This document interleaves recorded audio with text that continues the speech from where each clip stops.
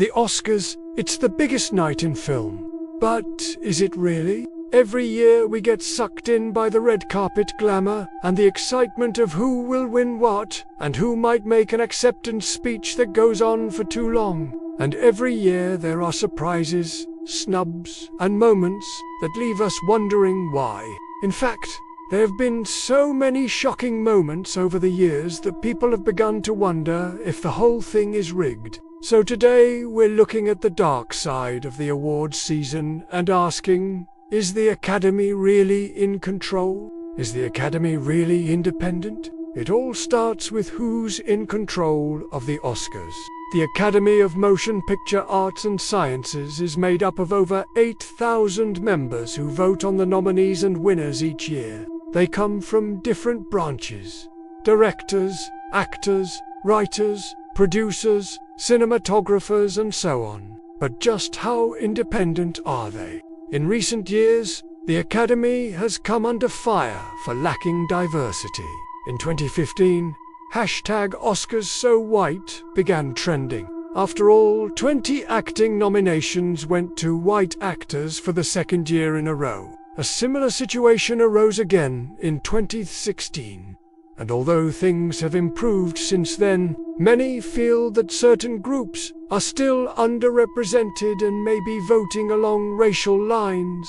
There is also the issue of financial influence. Big budget films require big marketing pushes to turn a profit. And those marketing campaigns don't come cheap. So when it comes to voting time, smaller budget movies that are also made by less established studios may not even be on the radar of many voters. If they aren't sent screener copies of the movie or aren't invited to special screenings or events where voters can meet the cast and crew, they may not stand a chance. This doesn't necessarily mean the Oscars are rigged, but it does point to the fact that the playing field isn't level. Some are starting off ahead, while others are just getting a chance to step onto it. Now, let's move on to another hot topic in the world of award season: the Oscar bait. Conspiracy. When it comes to deciding which movies get made, studios know what sells.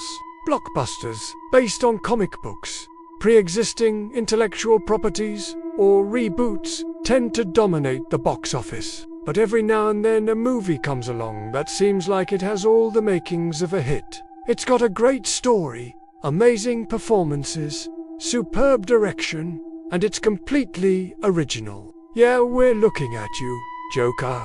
The question is, could studios be deliberately creating Oscar bait films that are specifically designed to snag awards attention in order to boost their box office returns? There's certainly reason to suspect it. Studios have become very savvy about promoting their films as award contenders. And sometimes it feels like they're doing it before the movie is even out. But here's the thing. Movies that are made for awards season often take years to make. If you think about it, many of the most successful award bait films were announced years before they were released. For example, The Revenant, which earned Leonardo DiCaprio his first Oscar, was announced way back in 2013.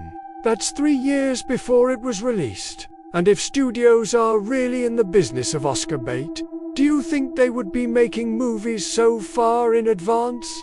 There are other factors to consider as well.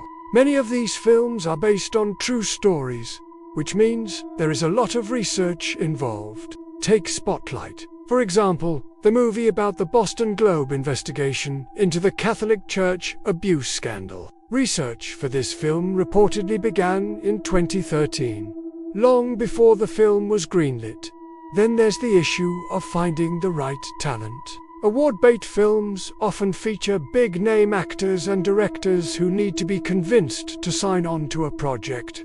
This takes time to. Bottom line, it's unlikely that studios could pump out high-quality award bait films on a yearly basis. Not only is it difficult to make one good film, it's almost impossible to make a bunch of them and get them all right.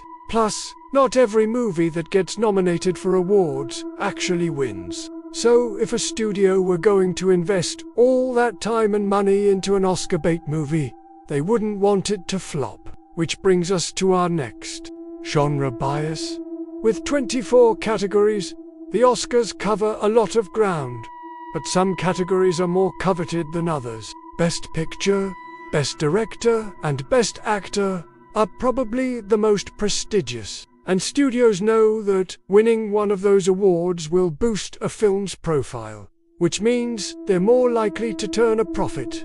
But the question is, at what cost? There's a reason why some genres seem to get overlooked year after year. Horror, for example, is a genre that relies heavily on shock value and scares. It's not exactly known for its thought-provoking themes or character development.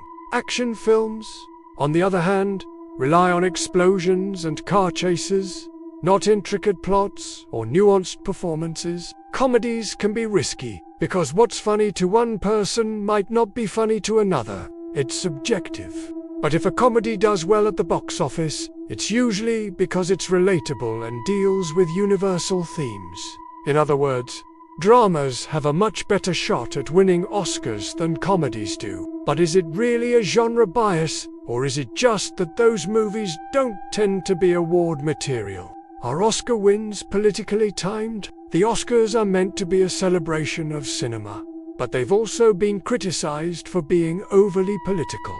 Over the years, there have been several instances where an Oscar win seemed to come at just the right moment. For example, in 1971, the Best Picture award went to The French Connection, a gritty crime drama set against the backdrop of 1970s New York City. At the time, the city was in the midst of a fiscal crisis and rampant crime, so a film that depicted the harsh realities of life in the city won over audiences and critics alike. Then there's the 1980 Best Picture winner, Ordinary People. This drama dealt with the aftermath of a family tragedy and was praised for its realistic portrayal of grief and recovery. It was also released during a time of national mourning following the assassination attempt on President Ronald Reagan. You see, the timing couldn't have been more perfect. Sometimes it's just a coincidence, but other times it feels like the powers that be are deliberately choosing award winners that reflect the current social or political climate.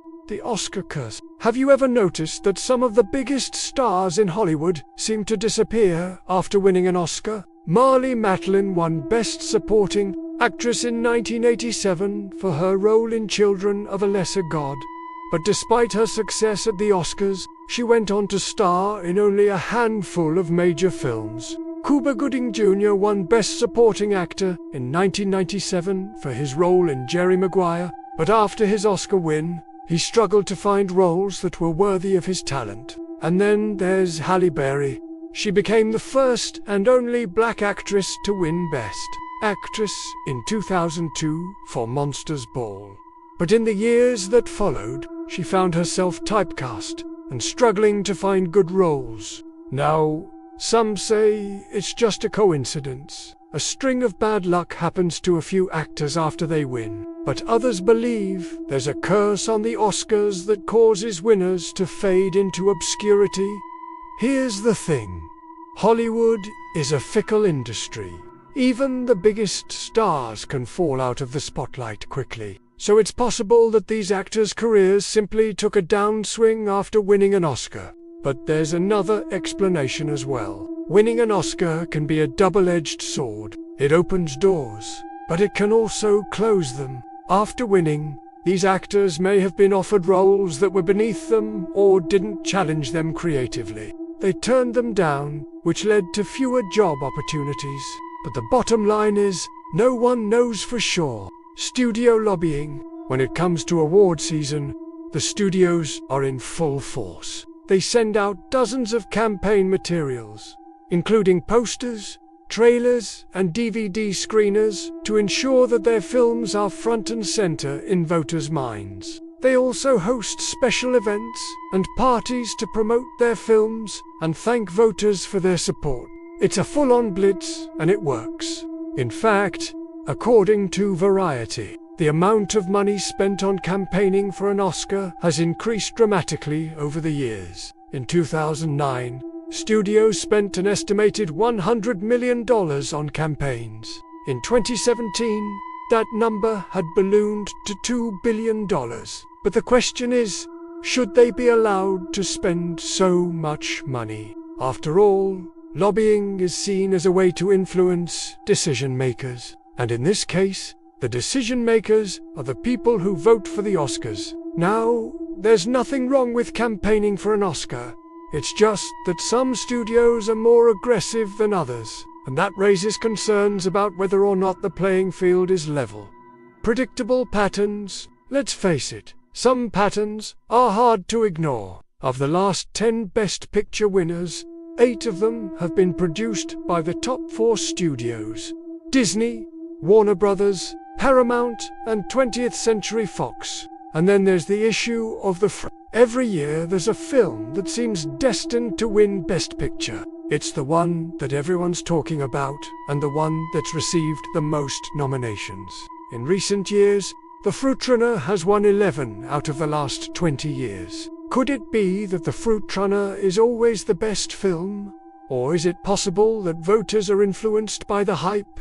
In the end, there are a lot of questions about the Oscars that can't be answered for sure. But one thing is for sure: the conspiracy theories are just a part of the fun. What do you think? Is the Oscar a rigged game, or are the conspiracies just a product of confirmation bias? Let us know your thoughts. And don't forget to subscribe for more videos on the dark side of Hollywood. Thanks for watching.